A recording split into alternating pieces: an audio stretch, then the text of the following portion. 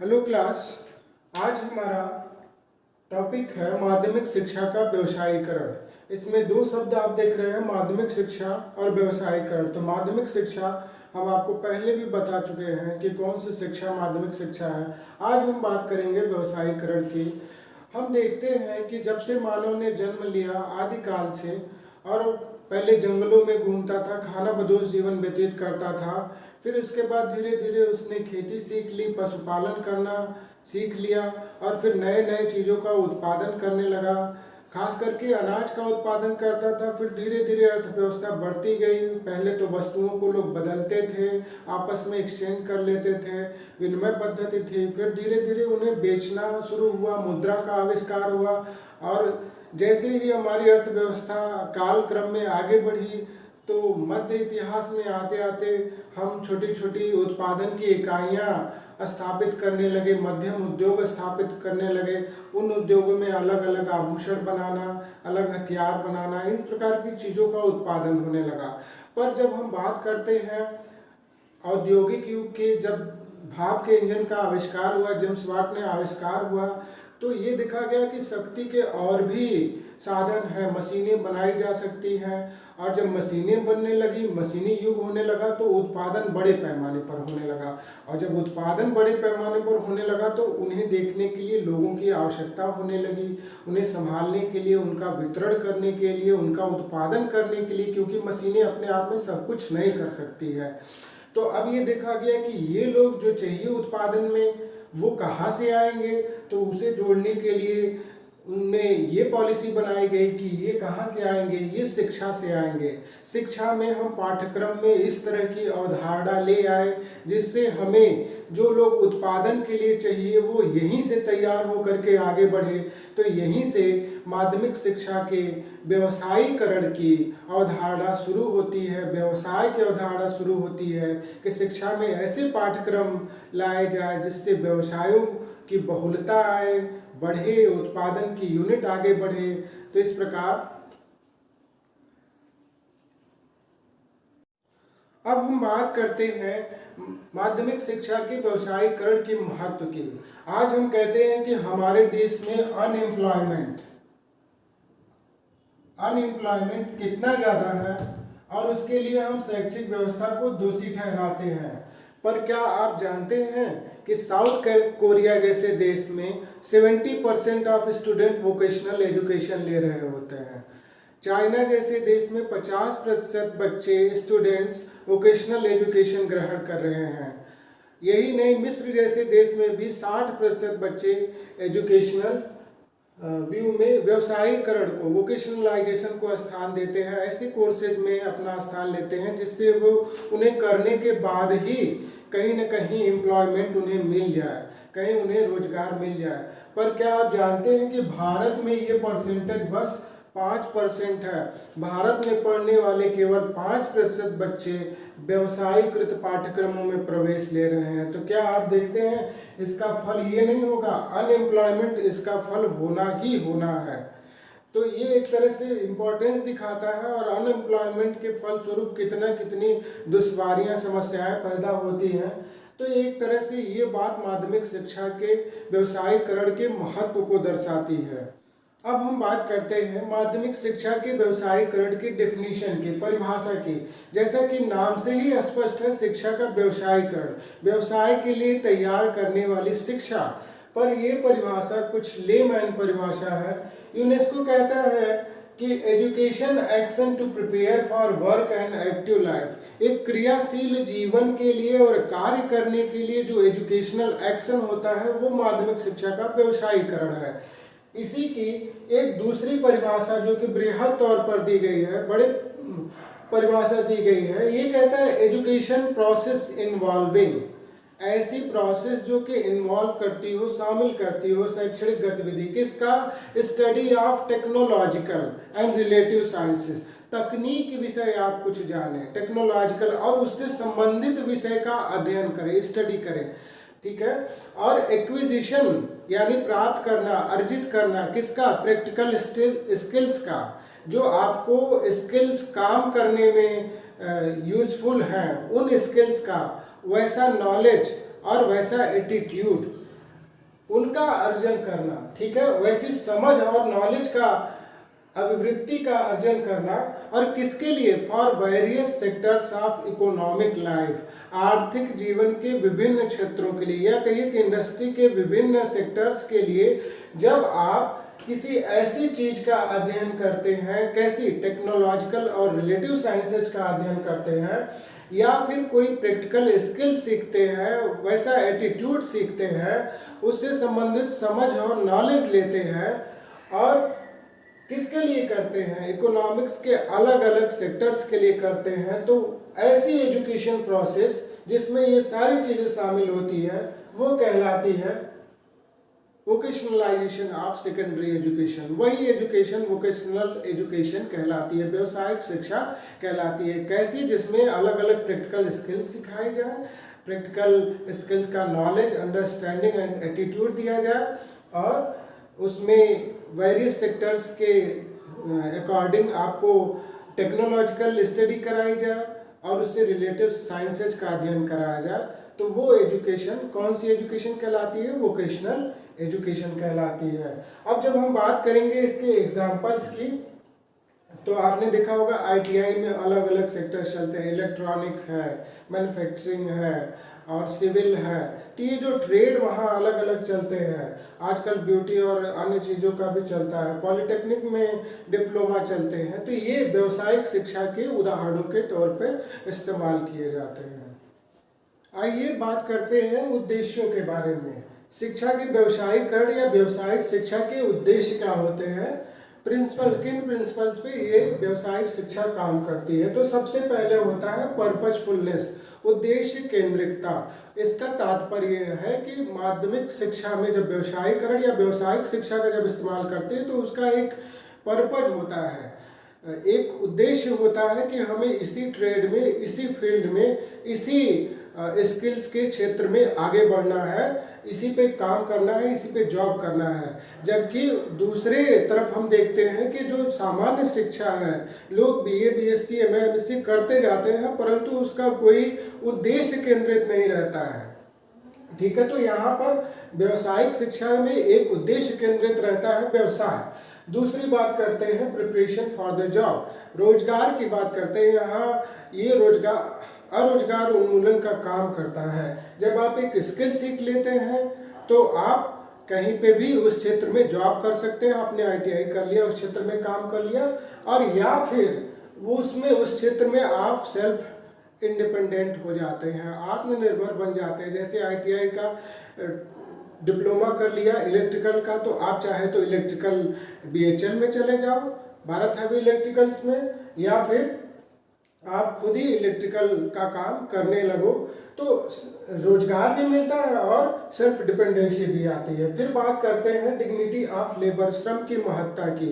ये ज़्यादातर ओरिएंटेड है श्रम की महत्ता की ओर। आप लोगों ने गांधी जी की बुनियादी शिक्षा भी पढ़ी होगी, तो उसमें वो बात वही करते हैं, हैंड की बात वहाँ पर यही आती है कि एक कौशल सीखे, श्रम के महत्व के प्रति जागरूक हो।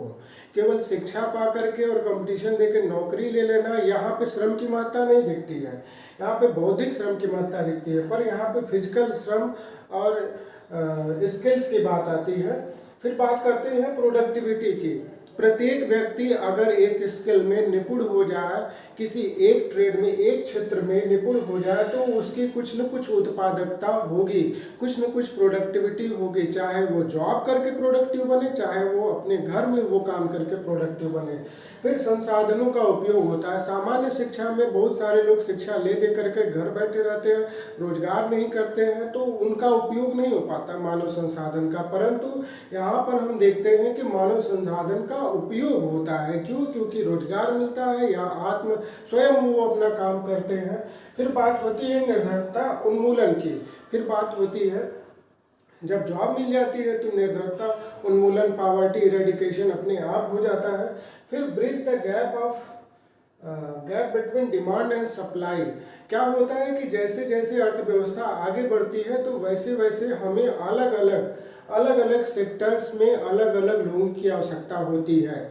जैसे कुछ साल पहले इलेक्ट्रिकल की आवश्यकता थी और अभी इलेक्ट्रॉनिक लोगों की आवश्यकता थी। इलेक्ट्रिकल के पहले कुछ और मैकेनिकल चलता था। तो हम देखते हैं कि जैसे जैसे हमारी डिमांड जिस जिस फील्ड में बढ़ती है, जैसे पहले इलेक्ट्रिक चीज़ें चलती थी, अब इलेक्ट्रॉनिक में हो गया, तो हमें इलेक्ट्रॉनिक में वैसे लोगों की आवश्यकता होगी।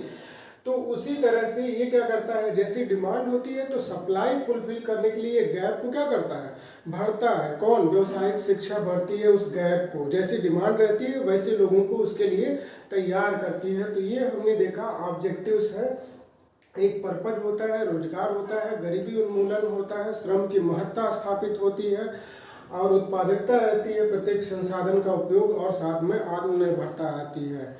तो ये इसके प्रिंसिपल्स और ऑब्जेक्टिव्स हैं।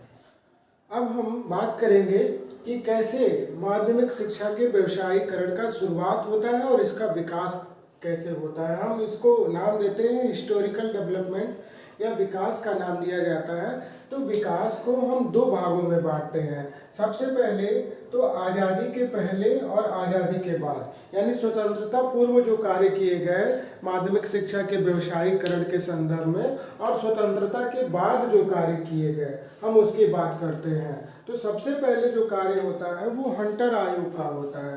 हंटर आयोग आप सभी जानते हैं 1882 में था और इसने कहा कि माध्यमिक जो शिक्षा है उसका जो पाठ्यक्रम है ये दो भाग में बांटा जाए।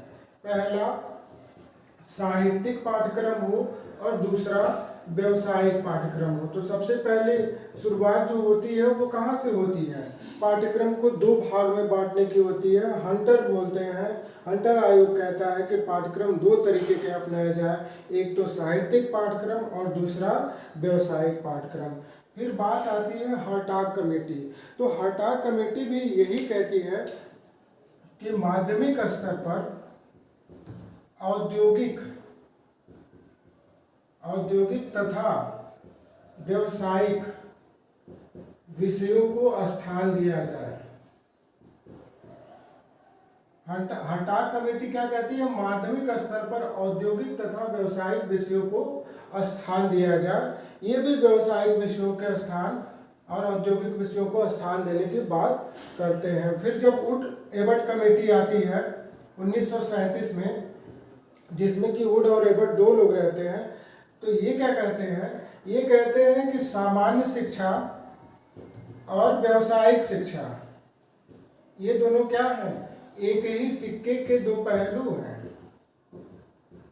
एक ही सिक्के के दो पहलू हैं।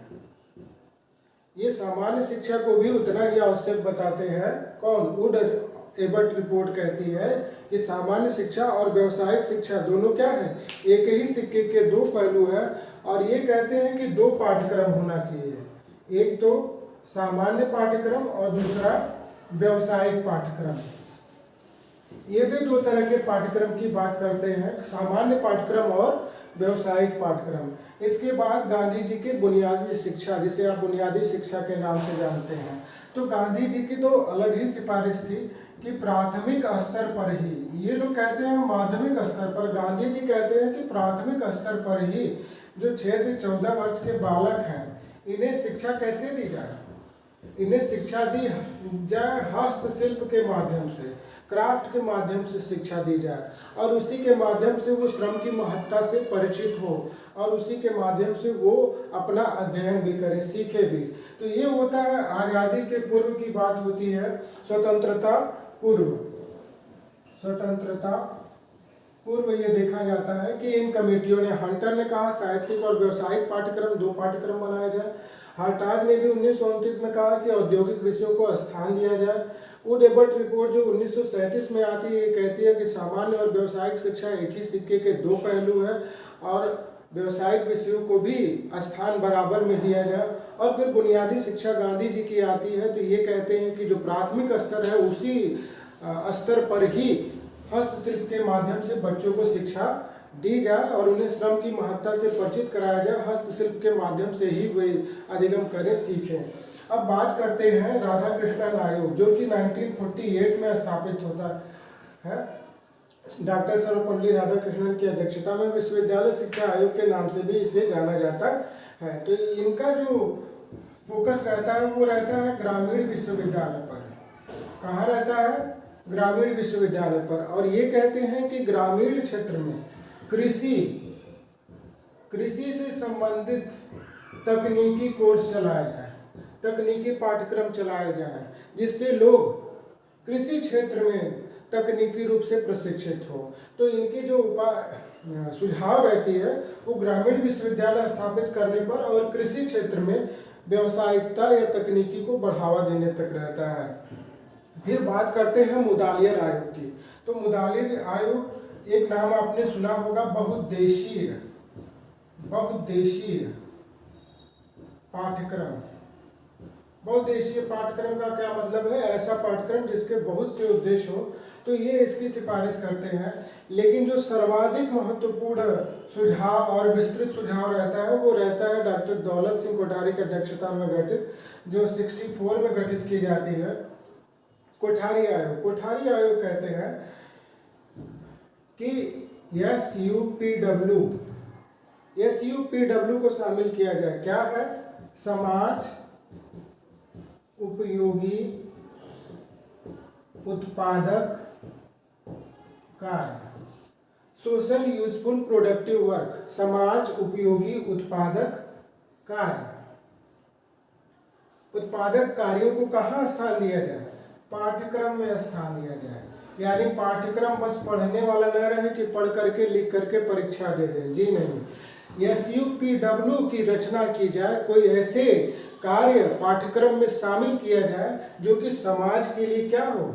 उपयोगी हो, और वो आप उसे बनाए, यानी स्टूडेंट बनाए। तो SUPW की अवधारणा को शामिल किया जाता है। सर्वप्रथम ये कहते हैं कि इन्हें पाठ्यक्रम में शामिल किया जाए। दूसरी बात ये कहते हैं वर्क एक्सपीरियंस की। वर्क एक्सपीरियंस की, तो वर्क यानी कि कार्य अनुभव को भी पाठ्यक्रम में स्थान दिया जाए, उसे भी महत्ता दिया जाए। फिर जो तीसरी बात ये कहते हैं, ये एक लक्ष्य निर्धारित करते हैं। लक्ष्य इनका क्या रहता है? ये लक्ष्य निर्धारित करते हैं, ये कहते हैं कि जो माध्यमिक शिक्षा है, माध्यमिक शिक्षा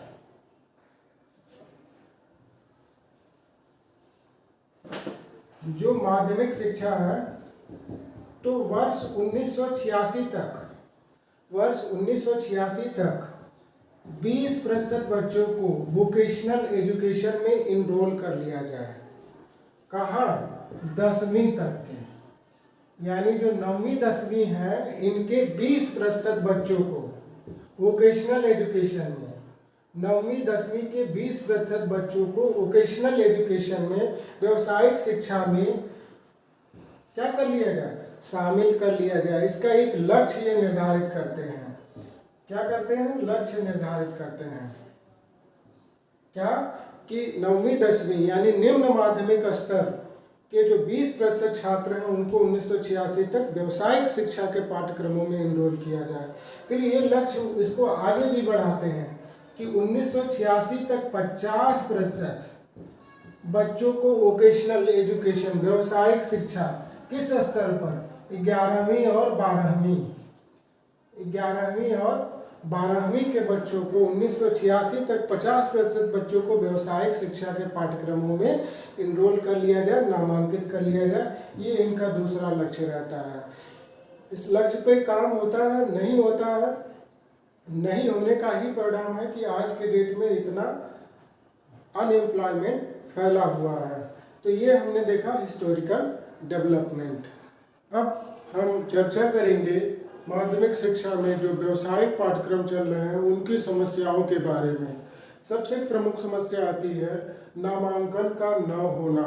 जैसा कि मैंने शुरू में ही बताया कि अन्य देशों में 50, 60, 70% तक बच्चे कहाँ इनरोल हैं? व्यवसायिक शिक्षा में, परंतु भारत में केवल 5% बच्चे ही इनरोल हैं व्यवसायिक शिक्षा में। तो ये एक सबसे बड़ी बात है, नामांकन न होना। जब नामांकन ही नहीं लेंगे तो आगे पढ़ाई कहाँ से होगी। फिर दूसरा है अतर्क संगत पाठ्यक्रम। पाठ्यक्रम अभी भी 90s, 50s, 60s, 70s का चल रहा है, जबकि दुनिया 2020 में चल रही है। अलग अलग नए नए पाठ्यक्रमों की आवश्यकता है, और जो पाठ्यक्रम है भी वो पर्याप्त नहीं है।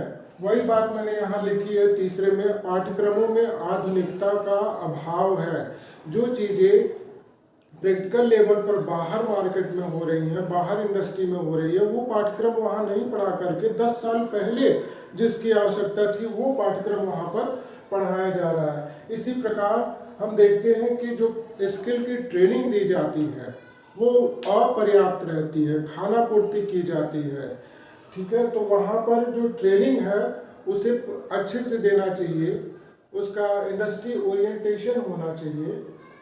फिर बात करते हैं अपर्याप्त भौतिक सुविधाओं की।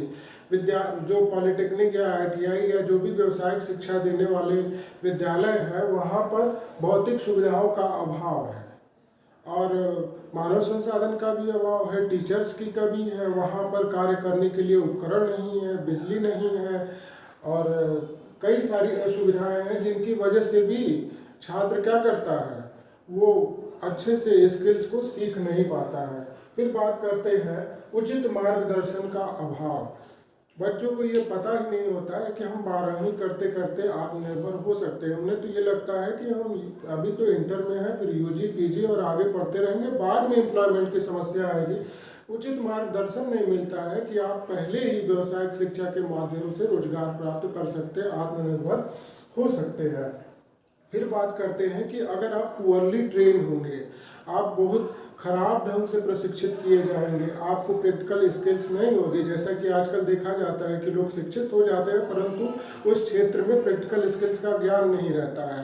क्यों? क्योंकि घर बैठे इंटर्नशिप कर लेते हैं, सर्टिफिकेट बनवा लेते हैं और तब उनको रोजगार नहीं मिलता। क्यों? क्योंकि उन्हें प्रैक्टिकल लेवल पर, व्यवहारिक स्तर पर, जमीनी स्तर पर उस चीज़ की जानकारी नहीं रहती है, तो उन्हें रोजगार नहीं मिलता है, तो जिसके फलस्वरूप अन्य लोग भी उन पाठ्यक्रमों में इनरोल नहीं होते हैं। फिर एक जो और प्रमुख कमी है इंडस्ट्री ओरिएंटेशन का। ऐसे विद्यालय, ऐसे संस्थान जहाँ पे व्यावसायिक शिक्षा के पाठ्यक्रम चलाए जा रहे हों, उन्हें इंडस्ट्री से ओरिएंटेड होना चाहिए, उनसे जुड़ा होना चाहिए। उसके कई लाभ होते हैं। पहले तो अगर इंडस्ट्री से जुड़े हैं तो वो अपने बारे में उन्हें बता पाएंगे कि हमें अब कैसे स्टूडेंट्स की आवश्यकता है, उस हिसाब से पाठ्यक्रम में परिवर्तन किया जाएगा। अच्छा, दूसरी तरफ ये होगा कि जो बच्चे वहाँ पर इनरोल हो रहे हैं, शिक्षा ले रहे हैं, उन्हें भी इंडस्ट्री से जुड़े होने के नाते वहाँ एम्प्लॉयमेंट तुरंत मिल जाएगा, इधर उधर भटकना नहीं होगा। तो ये सब समस्याएं देखने में आती हैं। तो ये माध्यमिक शिक्षा का व्यवसायीकरण चैप्टर यहीं पर समाप्त होता है। जो भी क्वेश्चन नहीं समझ में आ रहे होंगे, वो जो बात नहीं समझ में आई होगी आप कमेंट बॉक्स में पूछिएगा, और अगर समझ में आएगा तो इसे शेयर करिएगा, लाइक सब्सक्राइब भी कर सकते हैं, और इससे और लोगों को भी जानने का अवसर मिलेगा। भविष्य में आपको भी देखना होगा तो सब्सक्राइब किए रहेंगे तो जो भी नई बातें मैं उसमें बनाने वाला हूँ उसे आप देख पाएंगे। धन्यवाद।